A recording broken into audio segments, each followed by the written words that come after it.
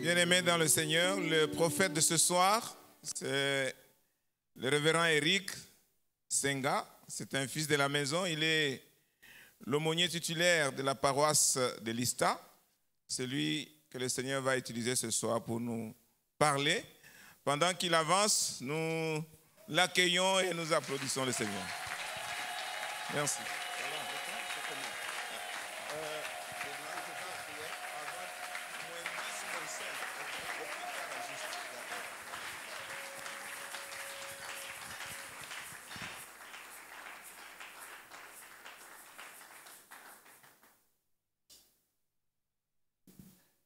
Amen. Amen. Voilà, gloire au Seigneur et meilleurs vœux. Nous allons lire la parole du Seigneur. Luc chapitre 5, verset 5. Mais nous pouvons commencer par le verset 1er. Nous allons lire jusqu'au verset fin, jusqu'au verset 8. Comme Jésus s'est trouvé auprès du lac de Génézareth et que la foule s'est pressée autour de lui pour entendre la parole de Dieu, il vit au bord du lac deux barques, d'où les pêcheurs étaient descendus pour laver leurs filets. Il montant dans l'une de ces barques qui était à Simon, et il pria de s'éloigner un peu de terre. Puis il s'assit et de la barque il enseigna la foule. Lorsqu'il lui cessait de parler, il dit à Simon, avance en pleine eau et avance en pleine eau et jetez vos filets pour pêcher. Simon lui répondit, Maître, nous avons travaillé toute la nuit sans rien prendre, mais sur ta parole, je jetterai le filet. L'ayant jeté, ils prirent une grande quantité de poissons et leur filet s'est rompé. Ils firent signe alors à des compagnons qui étaient dans l'autre barque de venir les aider. Ils vinrent, disais-je, et ils remplirent les deux barques au point qu'elles s'enfonçaient. Quand ils virent cela, Simon tomba aux genoux de Jésus et dit, Seigneur, retire-toi de moi, car je suis un homme pécheur. Voilà, car je suis un homme pécheur. C'est la parole du Seigneur. Je remercie le révérend Dr Mpinga qui nous a introduits. Et nous remercions également le révérend Kawata qui nous associe à ce travail ensemble avec les conseils paroissiaux. Je suis certain que beaucoup d'hommes de Dieu, j'ai vu les calendriers, sont passés, ont annoncé les messages de Dieu. Certainement, le Seigneur, depuis surtout que ces 40 jours, il nous a beaucoup parlé. Et nous allons déjà à l'atterrissage de ces programmes, donc dans 2 jours, nous allons les clôturer. Il y a quelque chose qui m'a traversé l'esprit depuis que j'ai reçu ces thèmes. Et j'aimerais bien que nous les partagions. Nous aurons également le temps de prier. Sur ta parole, je jetterai les filets. Ça, c'est la déclaration de Pierre. Il fait comprendre à Jésus, sur ton ordre, je jetterai des filets. En d'autres termes, parce que tu parles, j'agirai. Pour le dire mieux, puisque tu y crois, je crois aussi. Je vais encore essayer de le dire mieux. Parce que tu as vu ce que je vois aussi. Parce que tu entends, j'entends aussi. Parce que tu espères, j'espère aussi. Quand vous lisez, vous faites l'analyse de ces textes, la réponse ou la réaction de Pierre dénote déjà une expérience raté. C'est quelqu'un qui venait déjà de faire une longue expérience. Il avait péché toute la nuit sans rien trouver. En d'autres termes, il était déjà à une certaine conclusion des choses. Il avait déjà fait sa propre expérience. Il avait épuisé ses méthodes. Il avait épuisé sa façon de connaître. Et donc il n'espérait plus à rien. Il était conscient que la situation était telle. Il ne pouvait même plus forcer les choses. Moralement, il était préparé à accepter les résultats de l'échec, psychologiquement et même spirituellement.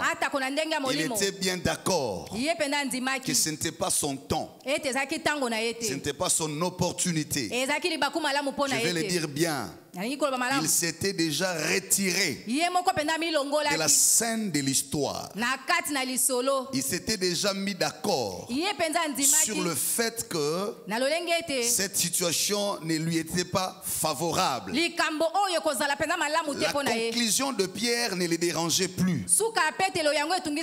Il arrive par moments dans notre vie qu'après certaines expériences, malheureuses soient-elles, que nous parvenions à certaines conclusions de bonne foi qui nous amènent à être modestes, à se dire consciemment, sincèrement, ça n'a pas fonctionné. Ce soir, j'aimerais m'adresser, et Dieu m'a envoyé de m'adresser à quelqu'un qui est arrivé à cette conclusion modeste, très rationnelle, très raisonnable. Quand les gens t'écoutent, ils peuvent te donner raison. On va dire, il a raison de le dire. Il est réaliste. Il est rationnel. Il est raisonnable. Parce qu'en fait, dans ce qu'il a vécu, on ne peut plus en réalité prétendre espérer à quelque chose. Je viens exceptionnellement m'adresser à une famille qui est arrivée à une conclusion raisonnable. La conclusion de Pierre, après avoir fait, après avoir vu, après avoir entendu, après avoir essayé, après avoir achevé, on en arrive à une conclusion certaine. Rien n'est au rendez-vous. Je viens m'adresser à l'église du Seigneur qui, pour des raisons qu'elle connaît elle-même, elle tire certaines conclusions, soit sur des hommes, soit sur les événements, ou soit sur les projets, ou sur la vision des choses. Bien-aimés dans le Seigneur, Dieu, nous l'appelons Dieu parce qu'il est Dieu. Les jours où il cessera d'être Dieu, nous cesserons aussi de l'appeler Dieu. Je vais te dire quelque chose qui va m'introduire dans le message. L'important dans la prière, ce n'est pas le temps que nous prenons, ce n'est pas les mots que nous sortons, mais c'est le résultat qui arrive. Le plus important dans la prière, c'est l'audience que tu occupes devant Dieu. Ce n'est pas le nombre d'années que tu as fait dans la situation. Ce n'est même pas la gravité de ta situation qui provoque l'exaucement de Dieu. L'exaucement est fonction de trois choses. La première des choses, le souci de confirmer ton identité. La deuxième des choses, le souci de Dieu de se révéler aux hommes. Et la troisième des choses, le souci de Dieu de rester le seul à recevoir toute la gloire. Tout miracle qui se passe dans la vie des hommes est une réponse aux insuffisances des hommes. Le miracle est la réponse à l'insuffisance humaine. Le miracle est le complément de la connaissance de Dieu pour les hommes. Dieu ne fait pas le miracle pour faire plaisir aux hommes. Mais Dieu fait le miracle, accomplit les miracles pour compléter les insuffisances humaines. C'est pourquoi chaque miracle a un code de déverrouillage. Quand Dieu crée, il crée les jours, il crée la nuit. Il crée les mauvais, il crée les bons. En fait, en réalité, on se poserait la question: pourquoi Dieu fait ce dualisme? Il crée les jours, il crée la nuit. Chaque réponse de Dieu répond aux besoins de sa révélation. Et retenez une chose pour toute la vie: dans tout ce qui nous manque se cache ce que Dieu veut que nous sachions de lui. Dans tout ce qui nous manque se cache le complément de la connaissance de Dieu dans notre vie. Ce qui est important dans un miracle, ce n'est pas ce que tu reçois de Dieu, mais c'est ce que tu finis par comprendre de Dieu. C'est ce que tu finis par connaître de Dieu. C'est pourquoi l'expression de la Bible, les hommes finissent par dire: oh, enfin, c'était Dieu. Au final, Pierre dit: éloigne-toi de moi. Je me rends compte qu'on n'est pas de la même nature. Je me rends vraiment compte que toi tu es Dieu et moi je suis humain. Ce qui est important, ce n'est pas ce que Dieu nous donne, mais c'est ce qu'il veut que nous comprenions. C'est ce qu'il veut que nous connaissions de ce qu'il est. Je le dis autrement: l'avoir de Dieu n'est pas plus important que l'être de Dieu. Dieu prend le temps de construire toute une histoire pour permettre à une génération de les connaître. Mais Dieu ne prend pas tout le temps pour faire quelque chose en faveur des hommes. Le miracle ne coûte pas à Dieu, mais la connaissance coûte à Dieu. Pour construire la connaissance d'une communauté, Dieu peut se servir de plusieurs circonstances. Dieu peut se servir de plusieurs générations. Dieu peut se servir de plusieurs serviteurs pour communiquer une connaissance. C'est pourquoi quand tu marches avec Dieu, à chaque fois que quelque chose se passe dans ta vie, ne cherche pas à poser la question: qu'est-ce que Dieu veut me donner? Demande-toi: qu'est-ce que Dieu veut que je connaisse? Qu'est-ce que Dieu veut que je comprenne? Qu'est-ce que Dieu veut que je découvre? Qu'est-ce que Dieu veut que je réalise? C'est pas ce que Dieu veut que tu reçoives qui compte. En réalité, toute la nuit, Pierre et les autres n'ont cherché qu'à avoir ce que Dieu donne, mais n'ont pas cherché à savoir ce que Dieu est capable de faire dans leur situation. Ils ont fait une expérience de toute la nuit.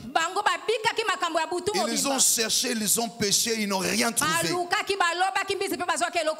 Ce qui est vrai ici, ils n'ont pas su comprendre ce que Dieu voulait qu'ils comprennent à ce moment-là. Et quand Jésus vient, il se rend compte, il savait qu'il y avait des gens qui ont fait l'expérience toute la nuit. L'expérience de l'intelligence, l'expérience de la connaissance, l'expérience de l'expertise. En matière de pêche, ils se connaissaient. Ils ont cherché toute la nuit sans rien trouver. Mais quand Jésus vient, Il commence par les inviter sur le terrain de son expérience. Quand j'entre dans le texte, la Bible dit qu'il y avait 2 barques. Voilà comment le texte commence. Il y avait des barques. Ce qui était au fleuve ou au lac. Ils étaient là pour une activité, c'était pour pêcher. Mais quand Jésus vient, il demande l'une de ces 2 barques. Suivez-moi attentivement. Il ne prend pas les 2 barques. Il demande l'une d'entre elles. Et il commence à s'en servir pour son expérience, pour ses besoins, pour ses objectifs, oubliant ce que les autres avait prévu faire de la barque, ignorant ce que les autres avaient initialement programmé pour la barque. Jésus transforme l'usage de la barque. La barque était initialement prévue pour la pêche. Mais quand Jésus arrive, la première des choses, il modifie les codes d'usage, les modes d'usage. En fait, quand tu viens au monde, tu es le produit de la vision de tes parents. Mais quand la grâce et l'onction de Dieu te prennent en charge, ce qui se passe dans ta vie, c'est quoi? C'est que Dieu modifie l'usage de ta vie. Et quand Dieu modifie l'usage, le parcours et les événements de ta vie ne sont plus fonction de ton âge, ne sont plus fonction de ton intelligence, mais il devient fonction des intentions de Dieu. C'est pourquoi quand vous lisez Matthieu chapitre 2, quand Jésus naît, Marie comme mère avait une certaine intention. D'ailleurs, c'est Joseph qui a choisi les lieux de la naissance. Il est allé naître dans une crèche. Mais lorsque les mages sont venus, ils ont commencé à modifier la connaissance et la compréhension de Marie, pour leur dire qu'en fait cet enfant qui naît n'est pas un enfant ordinaire. En d'autres termes, ce n'est pas un enfant qui fera l'usage de vos intentions. Nous sommes venus adorer le roi des Juifs, même s'il était bébé pour les parents. Mais dans le schéma de Dieu, ce n'était pas un bébé qui venait de naître, mais c'était un roi, le roi des Juifs. Et lorsqu'on l'amène chez Siméon, à la fois qu'il entrait en contact avec Siméon, Dieu révèle à Siméon que cet enfant qui vient n'aura pas le même usage que tous les enfants, parce qu'il est né au moment où Hérode a commencé à déterminer la mort de tous les enfants. Mais quand Siméon voit entrer Jésus, il fait une grave déclaration. Il dit: mes yeux ont vu, pas un bébé, mais la consolation d'Israël. En d'autres termes, toute la vie de cet enfant, Dieu l'utilisera, pas selon les intentions de son père et de sa mère, mais selon les intentions du trône de son père David. Et la Bible dit son père et sa mère regardaient avec admiration, parce qu'en réalité ils n'ont pas prévu dans leur schéma en tant que père et mère de Jésus que la destinée de cet enfant aurait le langage lâché par l'ange de l'Éternel. Je suis venu dire à quelqu'un, le temps est en train d'arriver où Dieu modifiera l'usage de ta destinée. Le temps est en train d'arriver. Vous aurez le même âge, vous aurez le même titre, vous serez de la même famille, vous passerez par les mêmes épreuves. Mais ce que j'entends Dieu me dire sur toi, il modifiera l'usage de ta vie.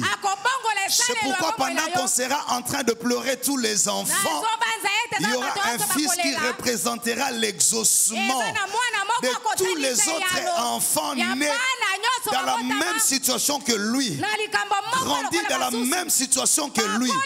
Je suis en train de voir un David. Quand il sort du secret, il arrive devant Goliath.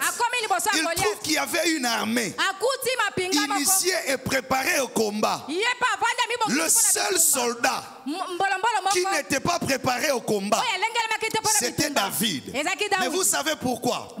Parce que Dieu ne voulait pas attirer l'attention de Goliath sur les armes de David. Parce que toutes les armes conventionnelles de l'époque passaient par l'académie militaire de l'époque. Et quand vous lisez la manière de se présenter de Goliath, il avait pris les précautions contre toutes les armes de l'époque. Mais la seule arme pour laquelle Goliath n'a pas pris au sérieux, c'est l'arme qui est passée entre les mains de David. Parce que quand David arrive sur le champ de bataille, Dieu change l'usage de sa pierre. Elle n'était pas répertoriée parmi les armes, mais dans le plan de Dieu, c'est cette arme-là qui était censée gérer la question Goliath. Je veux dire à quelqu'un, c'est ton onction qui est chargée de gérer la question du défi de ta famille. Je vais le dire bien, c'est ta destinée qui est programmée à gérer la question des héros de cette génération. Il y a des choses pour lesquelles les autres n'auront jamais de victoire. Ils peuvent te précéder, ils peuvent te dépasser, ils peuvent connaître plus que toi. Mais la seule différence, c'est l'usage que Dieu veut faire de ta vie. Je prophétise au nom de Jésus, indépendamment de ton père, indépendamment de ta mère, indépendamment de ton mari, indépendamment de ta femme, indépendamment de tes enfants, indépendamment de ton pasteur, indépendamment de ton président, indépendamment de ton gouvernement. Le Seigneur me dit de te dire, l'usage de ta vie a été codifié pour des défis bien identifiés de cette génération. Tu es comme eux, mais tu n'es pas eux. En réalité, tu es l'image de la barque. Cette barque dont Jésus devrait se servir pour atteindre les objectifs du ciel. Je veux dire à quelqu'un, derrière ta maison, derrière ta famille, il y a les objectifs du ciel. Raison pour laquelle, quand Joseph arrive, c'est Potiphar. Potiphar avait ce projet sur Joseph. Mais Dieu aussi avait ce projet sur Joseph. Pour Potiphar, il fallait garder longtemps Joseph dans sa maison. Car la Bible dit ceci, la maison de Potiphar prospérait grâce à la présence de Joseph. Mais la vision de Dieu pour Joseph n'était pas dans la maison de Potiphar, c'était à la tête du royaume. Mais comment faire pour détacher Joseph de l'amitié de Potiphar, de l'affection de Potiphar et les connecter au projet d'Israël dans la maison des Égyptiens? L'Éternel a provoqué une situation qui ne pouvait plus jamais permettre à Potiphar de garder Joseph. En réalité, ce n'était pas un échec de la destinée de Joseph, mais c'était une manière de le déconnecter de la fréquence inutile de son parcours, de la fréquence provisoire de son histoire. Je prophétise au nom de Jésus que Dieu te déconnecte de fréquences provisoires de ta vie. Il y a des endroits où tu es passé. En réalité, c'est de manière provisoire. Il y a des gens qui t'ont encadré. En réalité, c'est de manière provisoire. Il y a des postes que tu as occupés. En réalité, c'est de manière provisoire. Dans la programmation de Dieu, tu ne t'arrêteras pas chez Potiphar. Malgré les privilèges, malgré les avantages, ton onction est pour couvrir l'étendue de l'Égypte et non l'étendue de la maison de Potiphar. Joseph avait une onction qui était au-delà de l'étendue de la maison de Potiphar. Dieu l'avait prédestiné à être à la tête des nations. Je prophétise au nom de Jésus. Ton père ne t'a pas bien utilisé. Ta mère ne t'a pas bien utilisé. Le pays ne t'utilise pas bien. Peut-être même l'église ne t'a pas bien utilisé. En vertu du pouvoir qui vient derrière la parole, je prophétise au nom de Jésus, avec ou sans leur consentement, Dieu te détachera de la fréquence provisoire et te connectera à la programmation de ta destinée. Je parle à une Ruth ce soir. Ne commets pas l'erreur de Ruth en quittant la maison de pain, qui est la maison de l'alliance de pain, pour aller à la maison du dépouillement. Moab était sous le pacte du dépouillement. C'est pourquoi Naomi n'a pas compris. À cause de la faim, elle a quitté Bethléem pour Moab. En réalité, elle devrait comprendre que sa destinée était plutôt attachée à Bethléem et non à Moab. Même quand la maison de ton père n'a pas du pain à te donner aujourd'hui, même quand ton église n'a pas de prophétie à te donner aujourd'hui, même quand ton pays n'a pas tous les privilèges à te donner aujourd'hui, ne te détache pas au lieu où ta destinée a été programmée. Dis-moi un amen bien. Dis-moi un amen bien. Je suis en train de convaincre mon cœur et de te convaincre à écouter cette voix du Seigneur. Beaucoup de gens ont perdu le temps. Tu as beaucoup travaillé. Tu n'as rien trouvé. Ce n'est pas tes efforts qui comptent. Ce ne sont pas tes diplômes qui comptent. Le problème, c'est de travailler selon la programmation de Dieu. Tu es en train de pleurer. Tu as fait des rencontres avec des fiancés. Rien n'a donné. Tu as vécu avec des gens à forte influence. Rien ne s'est produit. Parce que tu travailles en dehors de la fréquence. L'usage de la barque n'a pas été respecté. On n'a pas respecté l'usage de la barque. On s'est seulement focalisé à la pêche en négligeant l'évangile.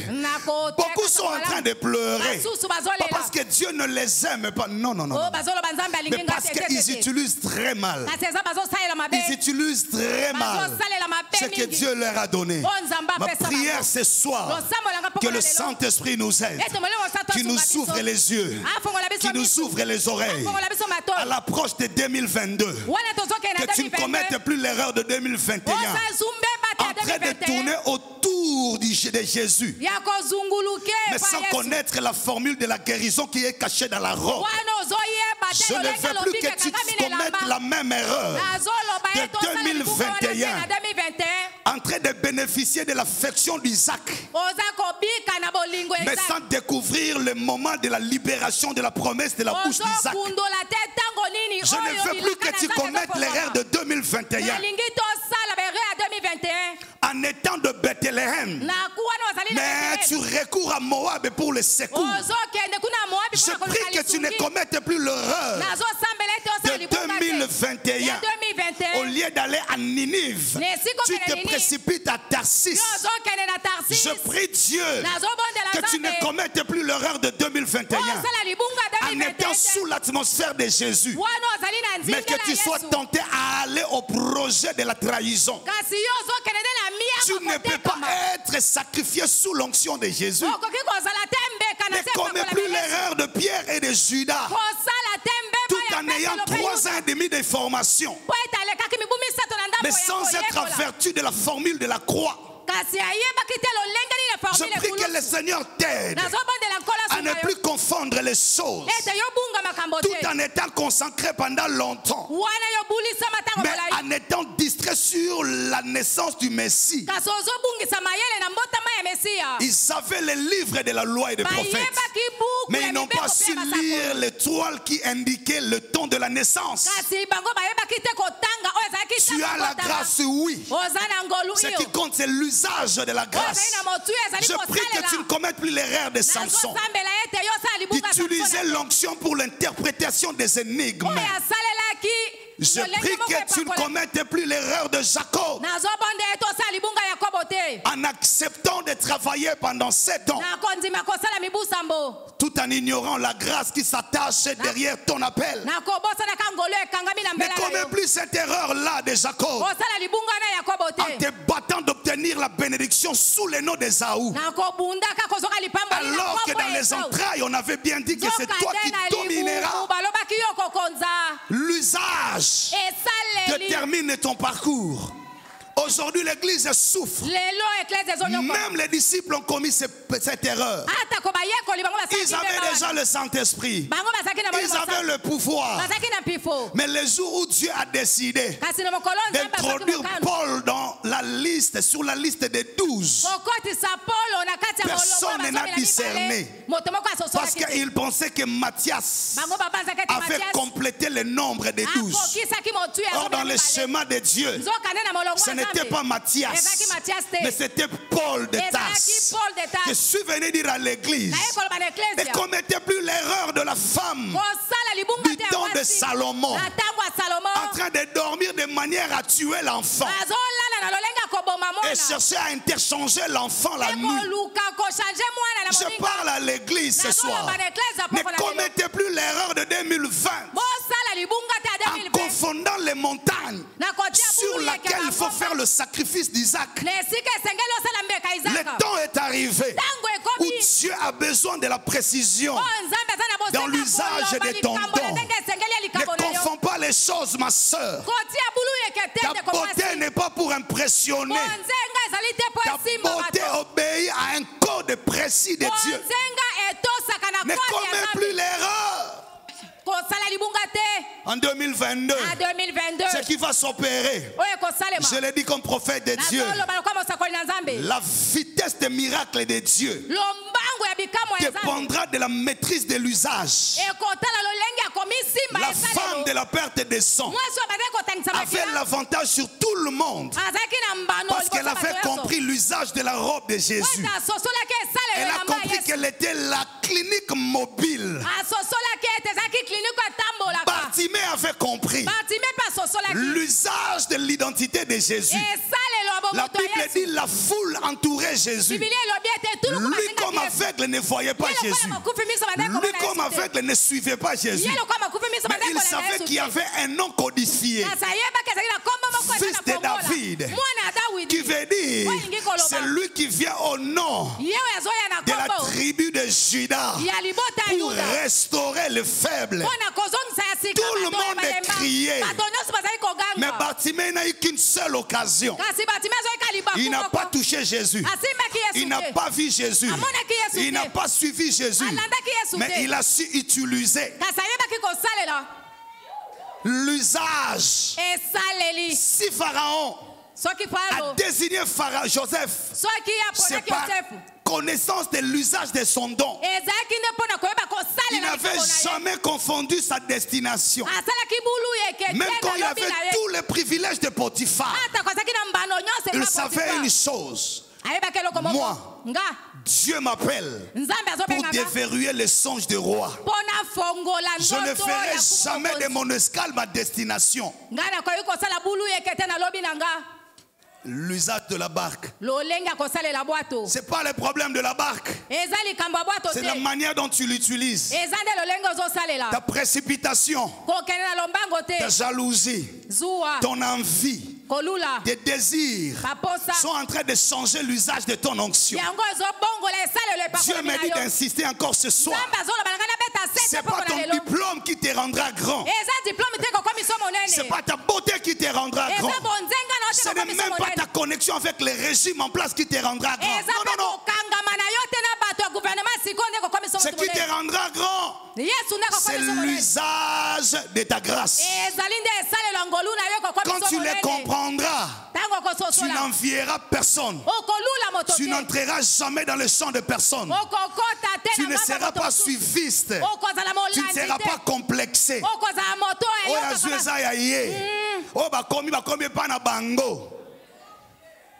Tu es authentique. Tu es unique. Frère, aucune destinée ne s'accomplisse à l'absence de l'histoire. Aucun passé n'est étranger à la destinée d'un homme. Frère, si le miracle s'appelle miracle, parce qu'il s'accomplit au lieu de la honte. Est-ce que je peux bien le dire? Si le miracle s'appelle miracle, parce qu'il s'accomplit sur le terrain de l'humiliation. Il n'y a pas de résurrection sans Golgotha. Non, non. Il n'y a pas de Golgotha sans Gethsemane. Tu ne peux pas avoir honte de ton passé, ni de tes origines, ni du nom de ta famille, ni de ce que tu as enduré. Mais tu as peur de quoi? Paul de Tarse savait qu'il était persécuteur de l'église. Mais c'est justement parce qu'il était persécuteur que Dieu a fait de lui apôtre. Tout le monde veut impressionner dans l'église. C'est pourquoi même les prières ne sont pas vraies. Quand Anne vient devant Dieu, elle dit: je suis cette femme remplie d'amertume. Ne regardez pas ma beauté. Ne regardez pas le présent que j'amène. Ne considère pas ma position dans la société. Même si sur mon visage il y a la joie, mais je suis une femme brisée. Dieu n'exauce que ceux qui savent que sans Dieu ils ne peuvent rien. On ne vient pas dans la présence de Dieu avec tant de complexes, tant de manque de sincérité, tant d'impression. Je suis cette femme. C'est pourquoi Jacob a compris. À Péniel, il a refusé l'erreur de Bethel. Quand on lui pose la question: quel est ton nom? Il dit: mon nom en réalité n'a jamais été Esaü. Mon nom et Jacob. Je te donne une grande révélation. En fait, Jacob a compris ces jours-là que la vraie bénédiction liée à sa destinée n'était pas liée à la présence de la femme ou des enfants, n'était pas liée à la présence de tout le bien qu'il avait avec lui. Jacob a compris que la vraie bénédiction de sa vie était sortir du nom qui a amené beaucoup de problèmes dans sa vie. Devant Isaac, il avait dit: je m'appelle Esaü. Mais devant Dieu, il dit: en fait, je suis Jacob, usurpateur. Écoutez Dieu. Quand Dieu veut le bénir, il ne lui dit pas: je te donnerai. Il dit: on ne t'appellera plus. Ce qu'il n'avait pas eu pendant tous les 21 ans, tout le temps qu'elle a passé, malgré l'argent, malgré femme, malgré enfant, malgré les serviteurs, ce qui lui manquait pour totaliser la formule de sa destinée, c'était retrouver sa vraie identité. Tu es sur un faux terrain d'exaucement. En fait, ce qui te faut, ce n'est pas le mariage. Parce qu'un mariage peut être vidé de son contenu. Toi, tu pleures pour le mariage. Dieu ne voit pas le mariage. Ce qui te faut en réalité, ce n'est pas l'enfant. Parce qu'un enfant peut être frappé d'absence de la destinée. Ce qui te faut, c'est vraiment pas l'argent. Parce que l'argent peut être le cimetière de ton parcours. Dieu ne t'exauce pas où doit finir brutalement ta vie. Dieu t'exauce où doit se construire les témoignages. de son passage dans ta vie. Ce qui dérange, c'est l'usage que tu fais même de la prière. C'est pas pour venger ou pour démontrer tes ennemis. Anne a passé tout son temps à prier en regardant Pénina et Elkana. Mais quand elle comprend l'usage, elle a compris que ce n'était ni Pénina le problème, ni son mari Elkana. Son problème était avec Dieu pour résoudre le problème du sacerdoce. J'insiste et je finis sur le premier point. Ne commets plus l'erreur de faire mauvais usage. Ta dîme n'est pas un moyen de convaincre Dieu. Ta sanctification n'est pas un outil d'instrumentaliser Dieu. Ton don n'est pas un instrument de ta réputation. Tu utilises mal. Dieu ne t'a pas appelé pour rendre grand ton nom, mais pour rendre son nom grand par toi. Dieu ne te donne pas le don pour que les gens te suivent, mais pour qu'ils suivent Dieu. L'usage de la barque. Même ton mariage ne produit rien parce que tu l'as jamais bien utilisé. Tu ne l'as utilisé que pour avoir de l'argent et du prestige. Tu ne l'as jamais utilisé comme le lieu de la révélation de la volonté de Dieu. Même ton travail, tu ne l'as jamais bien bénéficié parce que tu l'utilises très mal. Et Jésus a changé en fait la compréhension de Pierre sur l'usage de la barque. Vous l'avez utilisé toute la nuit pour la pêche. Moi, je l'utilise d'abord pour l'évangile. C'est l'usage qui détermine la suite. Et je vais finir par deux vérités. Pendant que Jésus a fini d'utiliser la barque, alors il leur dira: avancez dans les eaux profondes. Maintenant que vous comprenez comment nous devons utiliser la barque, maintenant avancez dans les eaux profondes et jetez le filet. J'aime la réponse de Pierre: sur ta parole je jetterai. Mais sache que toute la nuit, au même endroit, sur le même eau, nous avons pêché longuement sans rien trouver. Mais sur ta parole, en d'autres termes, il y a deux vérités qui se dégagent. Sur ta parole veut dire là où il y avait quelque chose mais que moi je ne voyais pas, parce que toi tu l'as vu, c'est que la chose existe. Est-ce que quelqu'un comprend? Il y a deux types de miracles que Dieu accomplira en l'année 2022.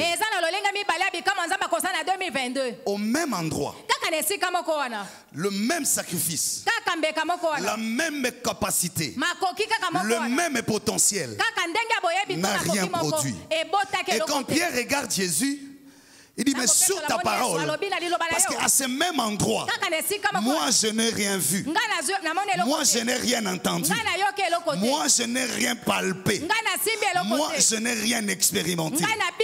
Mais parce que toi, tu vois au-delà de l'apparence, parce que toi, qui est au-delà de tout ce que je pense, quand tu vois, ma Bible me dit, si toi tu crois, c'est que tout est possible. C'est pourquoi il a dit à Abraham: y a-t-il quelque chose qui soit impossible? Quand on regarde Sarah, on lui dit: dans ton ventre là, l'année prochaine, à la même époque, tu auras un fils. En fait, Sarah fait quoi? Elle regarde le ventre, elle regarde les entrailles, la matrice, l'organisme. Elle regarde l'âge de son mari. Il dit: je ne vois pas un enfant apparaître subitement dans le même ventre. Mais quand l'ange le regarde, quand l'ange la regarde, il lui dit: y a-t-il quelque chose qui soit impossible? En d'autres termes, Quand Dieu voit, même là où tu n'as rien vu, c'est que la chose existe. Quand Dieu parle, même là où rien n'existe, c'est que la chose existe. Et Pierre a compris, je ne tomberai pas dans cette erreur, l'erreur d'Abraham et de Sarah. Parce que tu as dit, parce que c'est ta parole, ça suppose que tu as vu. Il se pourrait que ton père ne voie en toi qu'un boulanger, mais que Dieu voie en toi un héros. Et quand Dieu appelle Gédéon, il ne l'appelle pas par le nom de son père, parce qu'il voit ce que son père n'a pas vu. Il l'appelle vaillant héros. Je suis venu dire à quelqu'un, je prophétise au nom de Jésus, l'année 2022 sera l'année de multiplication. Là où les gens ont regardé sans rien voir, Dieu reprendra la même vision. Il a dit à Josué, vois, je te livre Jéricho. Je prophétise au nom de Jésus. Ceux qui habitaient Canaan ne voyaient pas le lait et le miel. Ceux qui entouraient Canaan ne voyaient pas le lait et le miel. Mais quand Dieu appelle Moïse, il dit va dans le pays qui coule le lait et le miel. En réalité, ta foi, c'est dans ce que Dieu voit. Ce que Dieu voit, c'est ce qui crée ce qu'il te doit. Quand Jésus va à la croix, il ne voit pas le cimetière de sa vie, mais il voit les lieux de l'accomplissement. Pendant que Marie pleurait son enfant, Jésus lui dit, femme, vois plutôt ton fils, mais ne me vois pas à la croix. Parce qu'à la croix, mon père me voit comme l'agneau. Là où je suis n'est pas le lieu de mon enterrement, n'est pas le lieu de mon dépouillement, mais c'est le lieu de l'accomplissement. Si je suis arrivé à cette étape, ce n'est pas parce que mon père m'a abandonné, mais parce que doit s'accomplir la prophétie qui avait dit au serpent, tu lui blesseras au talon et lui t'écrasera la tête. Pendant que tout le monde voyait à la croix de Jésus l'humiliation, mais Jésus lui disait tout est accompli. Parce que pour lui, Dieu voyait en ces lieux la fin du combat face au serpent. Je prophétise au nom de Jésus, ceux qui n'ont vu en toi qu'un bébé, Dieu corrigera leur vision.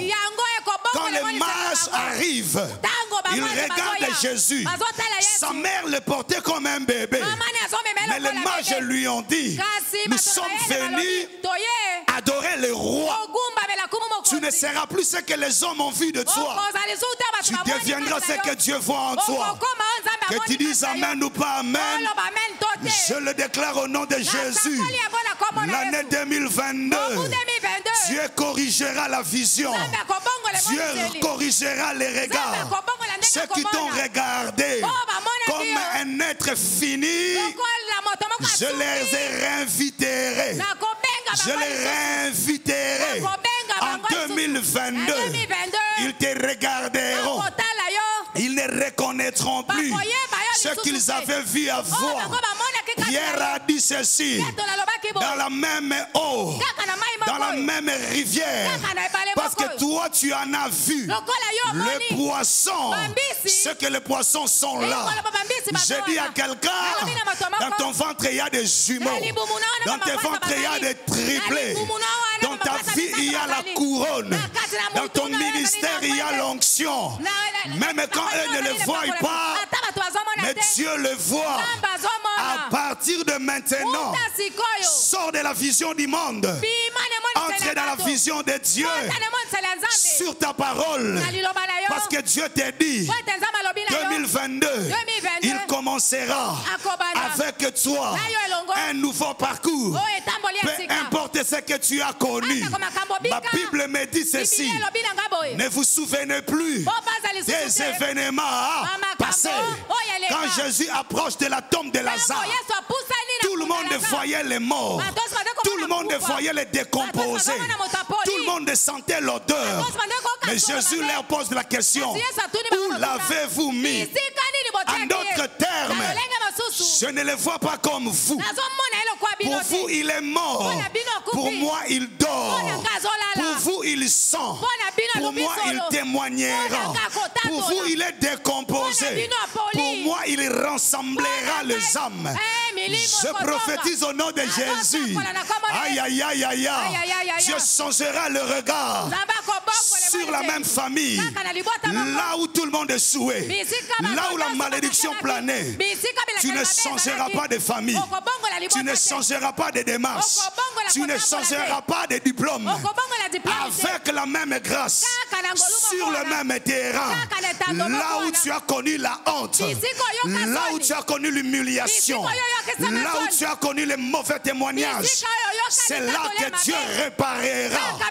Je le déclare au nom de Jésus. Je le déclare au nom de Jésus. C'est sur la même rivière. Tu ne changeras pas de rivière. Parce qu'avant Jésus, rien n'était vu. C'est pourquoi il appelle Ata El Roy. J'ai vu, c'est lui qui m'a vu et a laissé le trace dans ma vie pour que quiconque me verra reconnaisse que Dieu m'a vu. Je dis Dieu laissera les traces dans ta vie.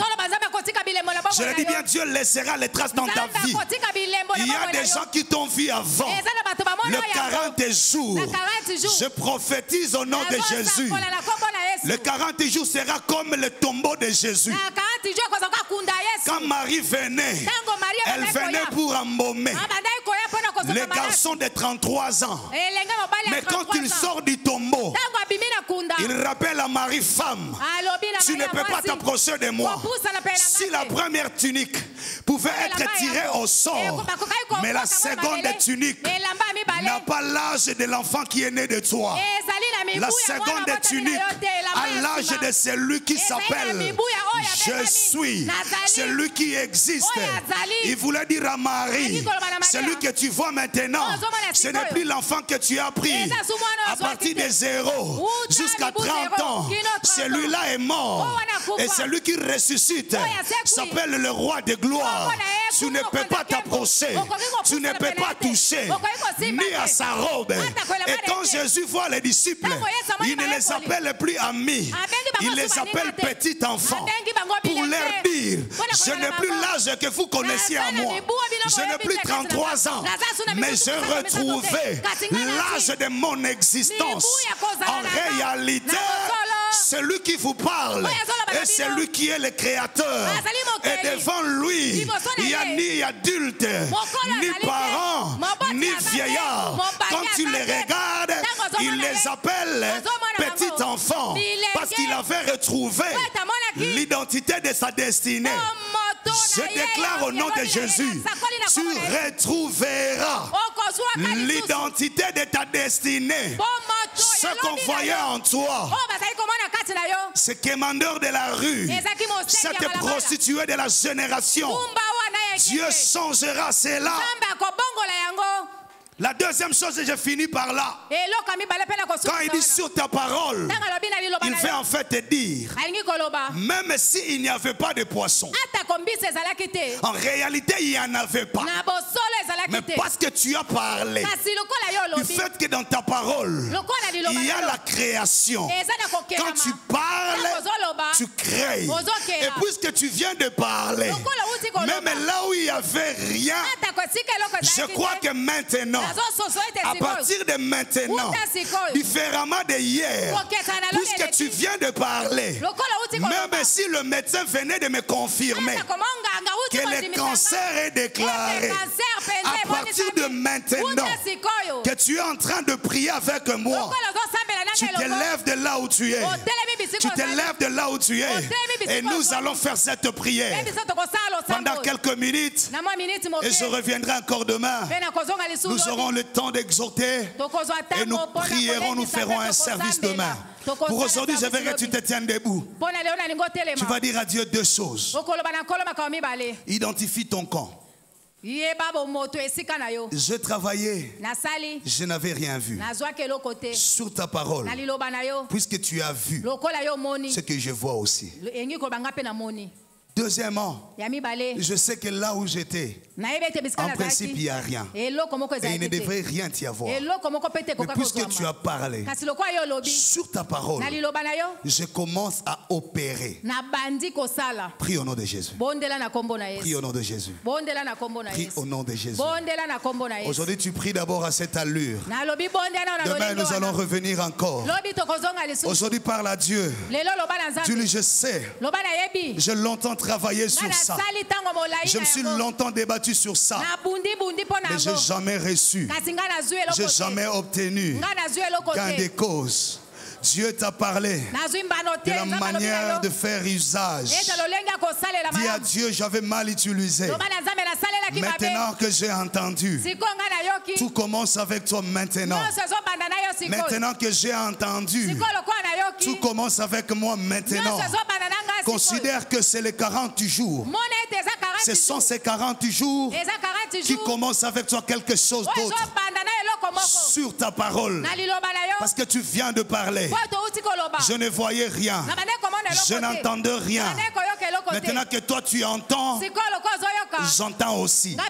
Maintenant que tu vois, je vois aussi. Maintenant que tu parles, je peux aussi agir. Prends la parole de Dieu comme le début de tout. Quand Jésus sort du tombeau, il prend la parole comme le début de tout. À partir de la résurrection, les choses ont repris autrement. Pas avec les vieilles habitudes. Marie voulait revenir à Jésus, croyant avec les vieilles habitudes. Mais elle ne savait pas qu'à partir de la résurrection, les choses avaient changé. C'est un autre personnage.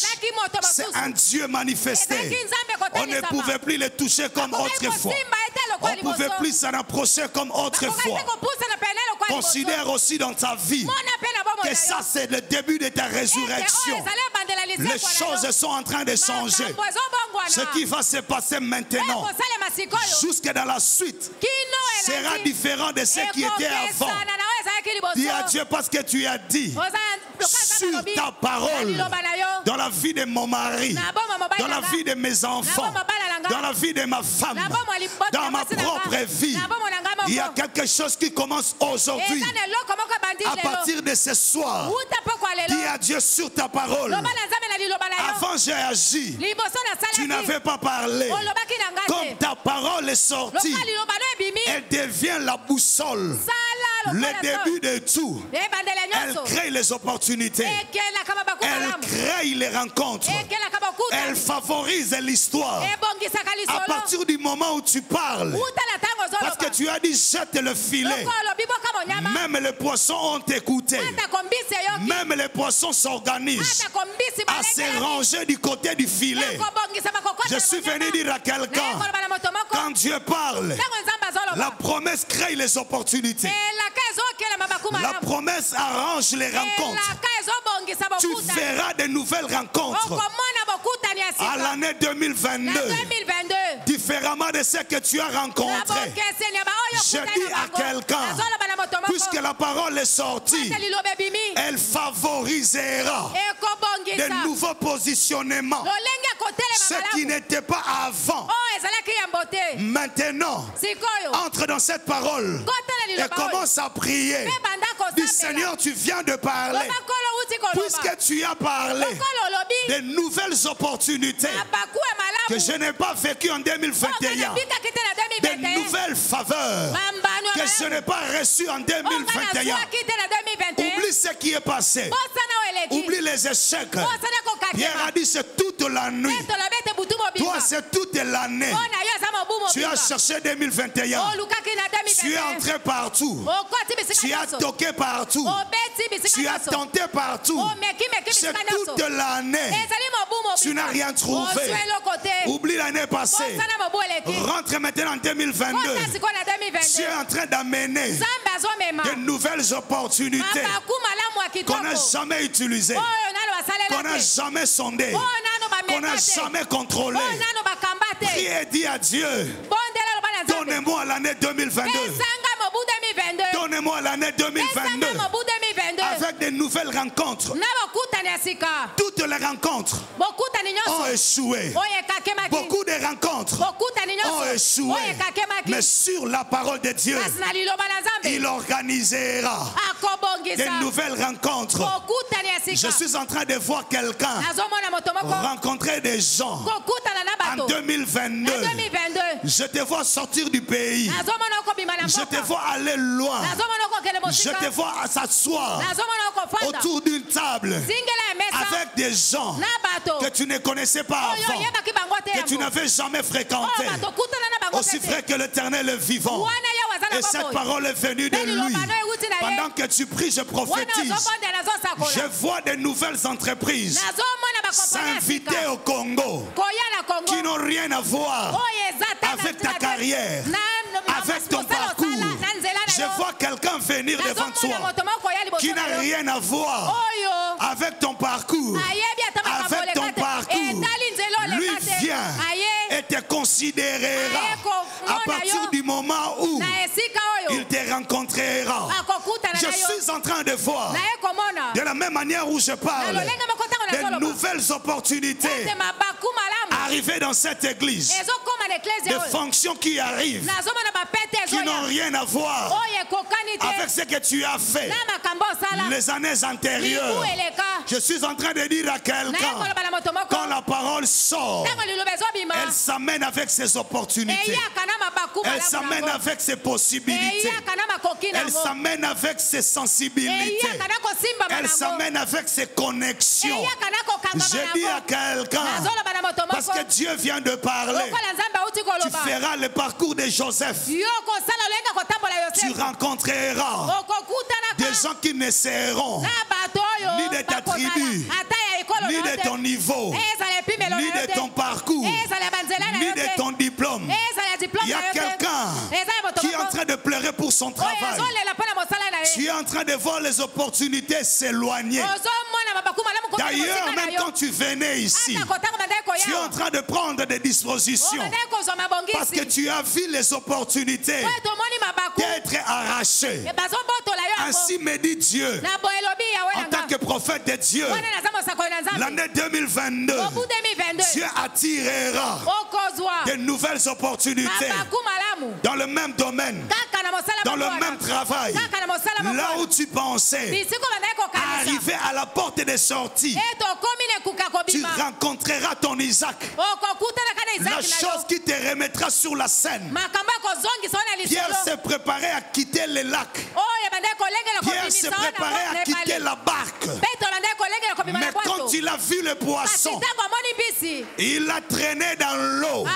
Je dis à quelqu'un, tu traîneras encore un peu. Dieu fera quelque chose. L'année 2022, je suis en train de voir une femme déçue par des déceptions.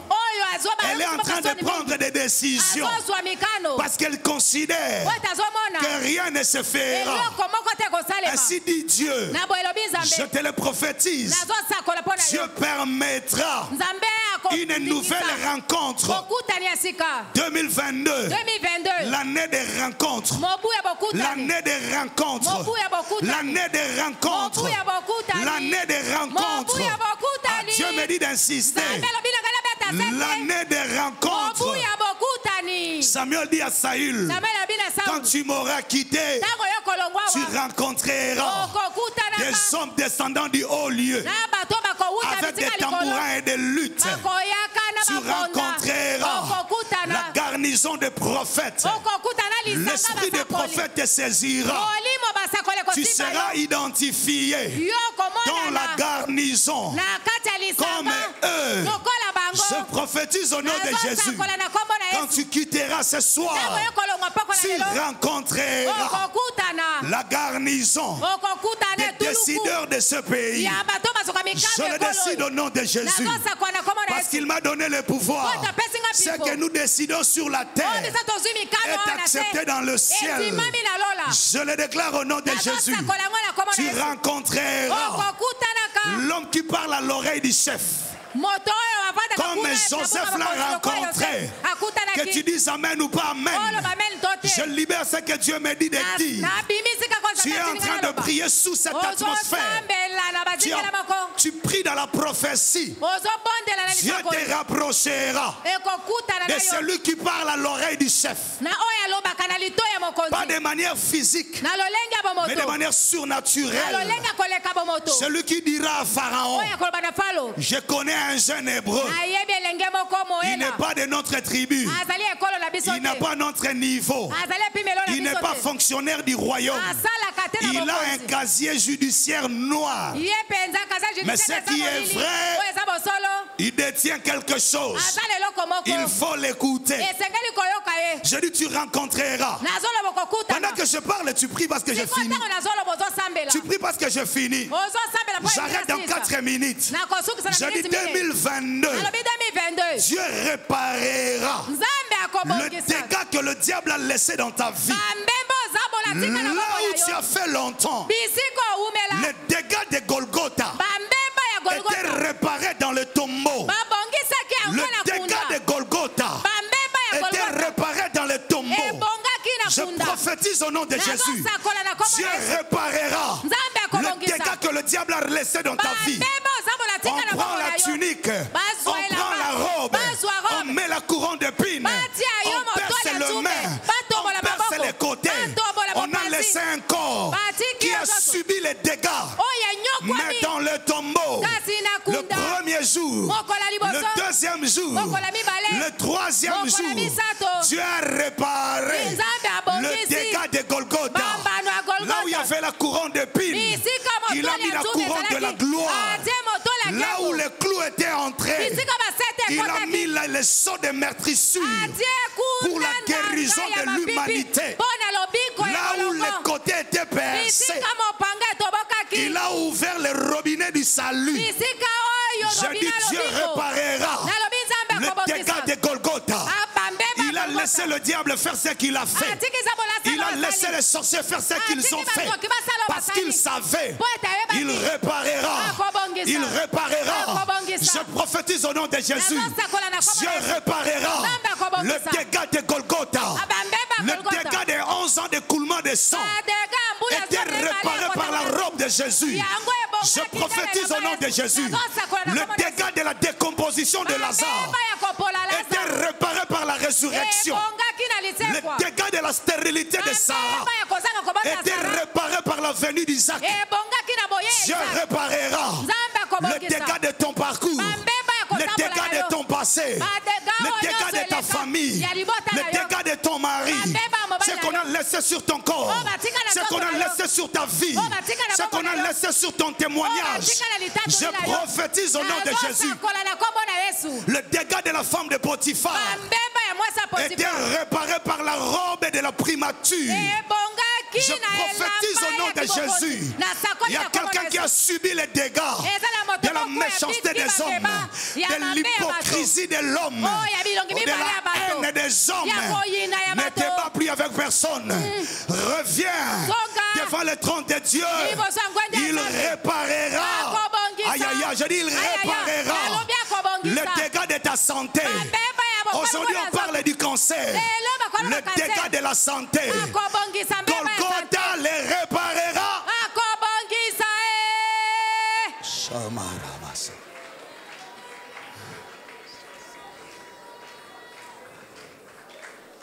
Oh. Yoka, écoute, on a fini. Yoka, tonito sisa.